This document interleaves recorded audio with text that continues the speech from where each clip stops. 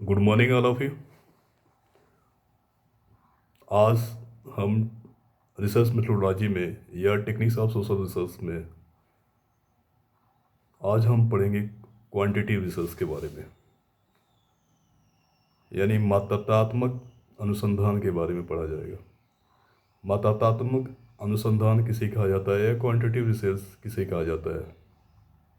Quantitative research का research methodology में कितना इम्पोर्टेंट है, क्योंकि वो भी एक रिसर्च डिजाइन के अंतर्गत आता है या अभिकल के रूप में उसका प्रयोग किया जाता है। और quantitative research humanities and social science में, या ये कहा जाए सोशल साइंस में या फिर साइंस में भी इसका यूज़ किया जाता है। तो आज हम आते हैं क्वांटिटेटिव रिसर्च के बारे में। अनुसंधान एक प्रकार का शोध है। क्वांटिटेटिव रिसर्च एक प्रकार का शोध है जो प्राकृतिक विज्ञान के तरीकों पर निर्भर करता है। कहने का मतलब है कि मात्रात्मक अनुसंधान एक प्रकार का शोध है जो प्राकृतिक विज्ञान के तरीकों पर निर्भर करता है, जो संख्यात्मक डाटा और कठिन तथ्यों का उत्पादन करता है। उसे हम क्वांटिटेटिव रिसर्च कहा जाता है या उसे मात्रात्मक अनुसंधान भी कहा जाता है।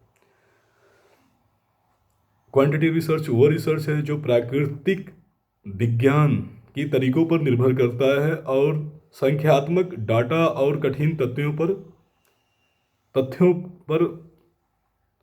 उत्पादन करता है। उसे हम मात्रात्मक अनुसंधान कहा जाता है। इसका उद्देश्य गणितीय, कंप्यूटेशनल और सांख्यिकी विधियों का उपयोग करके दो चर के बीच के कारण एवं प्रभाव संबंध को स्थापित करता है। मतलब इसका जो मेन उद्देश्य होता है गणितीय होता है, कंप्यूटेशनल होता है, सांख्यिकी विधियों का उपयोग करके जो दो चरों के बीच के कारण और प्रभाव के संबंध को स्थापित करता है। यह एक रेखीय होता है। इसके अंतर्गत संख्यात्मक तथ्यों की संकल्पना की जाती है। इसमें निगमनात्मक तर्क पद्धति का भी प्रयोग किया जाता है और ये एक तरफ से खर्चीला भी उतना नहीं होता है जितना क्वालिटेटिव रिसर्च जितना खर्चीला होता है, लॉन्ग ड्यूरेशन का होता है, उतना ये क्वांटिटेटिव रिसर्च जो है कि नहीं होता है। ये भी सेकेंडरी और प्राइमरी डाटा पे डिपेंड करता है। मतलब एक तरह से क्वांटिटेटिव रिसर्च में भी प्राइमरी और सेकेंडरी डाटा का प्रयोग किया जाता है। उसी प्रकार हम कह सकते हैं कि क्वांटिटेटिव रिसर्च एक लाइनर होती है और उसका उद्देश्य मैंने आपको क्लियर ही कर दिया। तो उसी तरह हम कह सकते हैं कि इसे पूर्ववर्ती अनुसंधान भी कहा जाता है। क्वांटिटेटिव रिसर्च को पूर्ववर्ती अनुसंधान में समस्या विशिष्ट या संक्षिप्त भी होती है। इसे पूर्ववर्ती अनुसंधान भी कहीं कहीं कहा जाता है। ये चीज़ हमेशा नोट करी रही है कि क्वांटिटेटिव रिसर्च को हिंदी में मात्रात्मक अनुसंधान, दूसरी बात पूर्ववर्ती अनुसंधान भी कहा जाता है। क्वांटिटेटिव रिसर्च में जो हाइपोथेसिस की अध्ययन वो पूर्व में बनाई जाती है। जैसे आपने कहा कि कोई भी आप अपनी समस्या को लेकर चयन करते हैं, जब भी अपनी समस्या को लेकर किसी टॉपिक का जब शोध करते हैं तो उसमें आप अपने ऑब्जेक्टिव तो बनाते हैं ही, लेकिन उस समय क्या नाम है कि उससे पहले आप वो भी बना लेते हैं। जैसे अगर हम कहें कि हिंदू मुस्लिम महिलाओं की सामाजिक आर्थिक स्थिति का अध्ययन करना, तो आप इस बात पे कह सकते हैं कि हाइपोथेसिस उसका बना सकते हैं कि हिंदू मुस्लिम महिलाओं की सामाजिक आर्थिक ठीक है। ये तो बाद में आप जब अपने इंटरव्यूज शेड्यूल या फिर क्वेश्चनेयर फिर ऑब्जर्वेशन के माध्यम से आपको बाद में पता चले कि अच्छी है या बुरी है या फिर दोनों में क्या है, कुछ परसेंटेज के आधार पे आएगा जो आप डिस्क्राइब करेंगे। इस बेस पे हम कह सकते हैं कि जो क्वांटिटेटिव रिसर्च में जो प्रकल्पनाएं जो होती है उसके अध्ययन से पूर्व बनाई जाती है। वहीं पे क्वांटिटेटिव रिसर्च में जो अवधारणाएं को परिचालित किया जाता है, जो कंसेप्ट लगे होते हैं।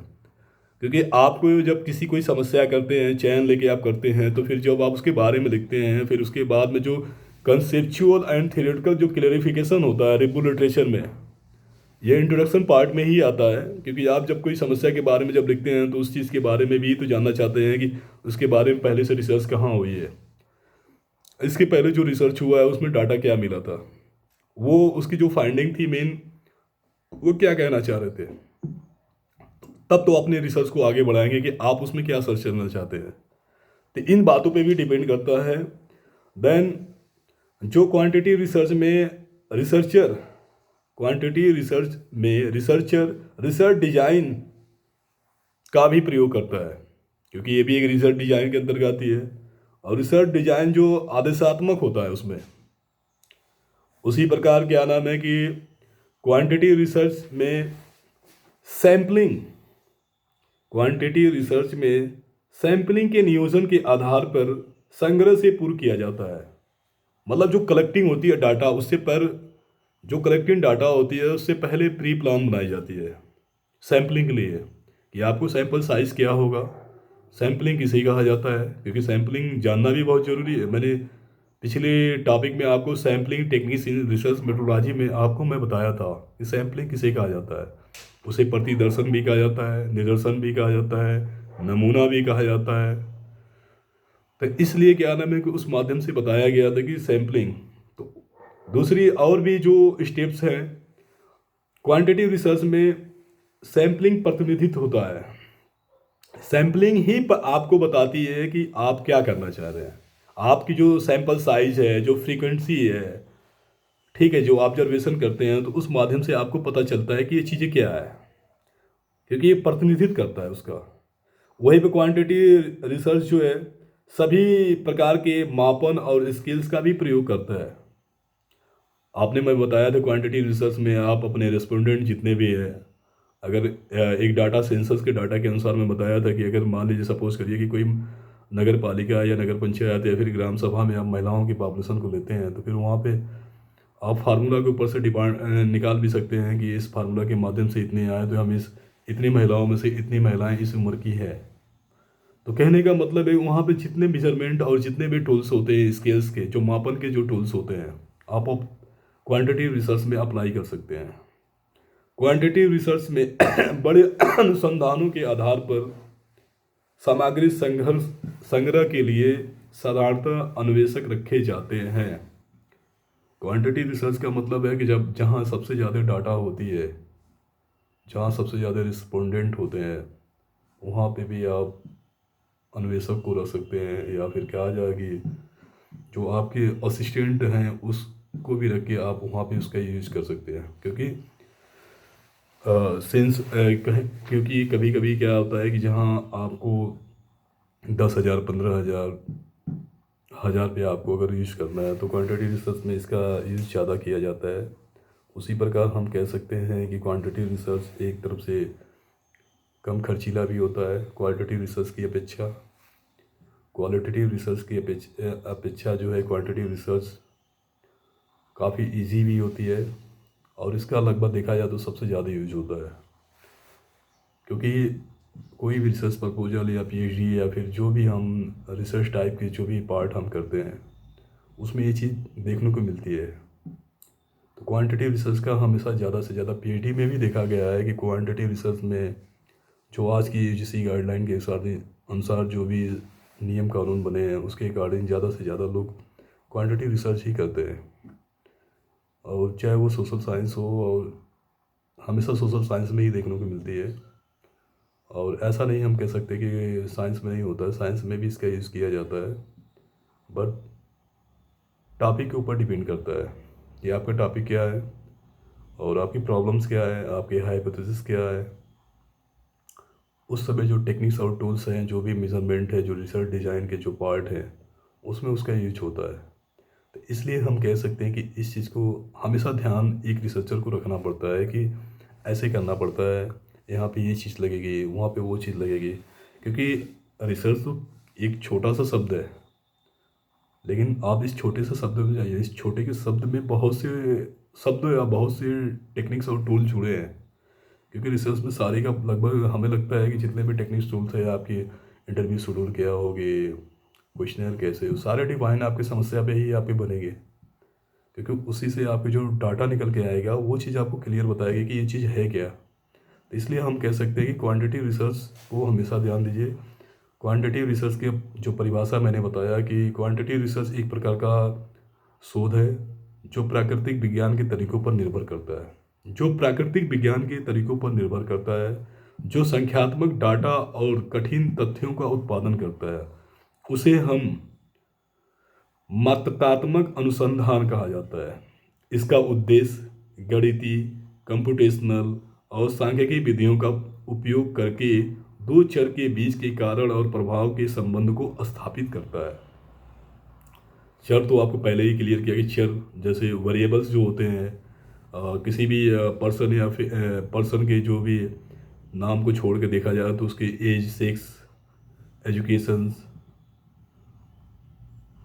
व्यवसाय, जितने भी मतलब माध्यम होते हैं उसको हम वेरिएबल्स के जो कारण और प्रभाव उसको डिफाइन किया जाता है। उसके बीच एक रिलेशनशिप बनाता है क्वांटिटेटिव से।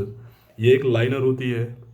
इसके अंतर्गत संख्यात्मक तथ्यों की संकल्पना की जाती है। इसमें निगमात्मक तर्क पद्धति का भी प्रयोग किया जाता है। इसे प्रवृत्ति अनुसंधान भी कहा जाता है। इस चीज़ को आप ध्यान दीजिएगा। और मैंने ये भी बताया कि मात्रात्मक प्रवृत्ति का मतलब फार्मर रिसर्चर भी कहा जाता है। हिंदी में प्रवृत्ति मैंने आपको बताया भी। इस चीज़ का ध्यान दीजिएगा कि जो क्वांटिटेटिव रिसर्च है में बड़े अनुसंधानों के आधार पर सामग्री संग्रह के लिए जो साधारणतः अन्वेषक रखे जाते हैं। तो इस चीज़ का मतलब बड़े से बड़े स्टडी भी जो होती है जहाँ पे number of candidates, number of respondents, तो जहाँ ज़्यादा होते हैं वहाँ पे लगभग क्वांटिटी रिसर्च में आप असिस्टेंट रखे जाते हैं। जो असिस्टेंट रिसर्चर होते हैं, अन्वेषक होते हैं, जिसे हम सुपरवाइजर का भी किसी फील्ड में रखते हैं। तमाम गवर्नमेंट अभी स्वच्छ भारत पे इससे पहले भी कराई है कुछ। तो स्वच्छ भारत में भी जो बड़े, क्योंकि वहाँ क्वांटिटी, नंबर ऑफ क्वांटिटी थी। मात्रात्मक क्वांटिटी रिसर्च का मतलब होता है number of candidates, number of जो मैथमेटिक्स जो पॉइंट है, नंबर ऑफ रिस्पोंडेंट। इस चीज़ का हम जब ज़्यादा यूज होता है तो हम असिस्टेंट रख के अपना यूज करते हैं।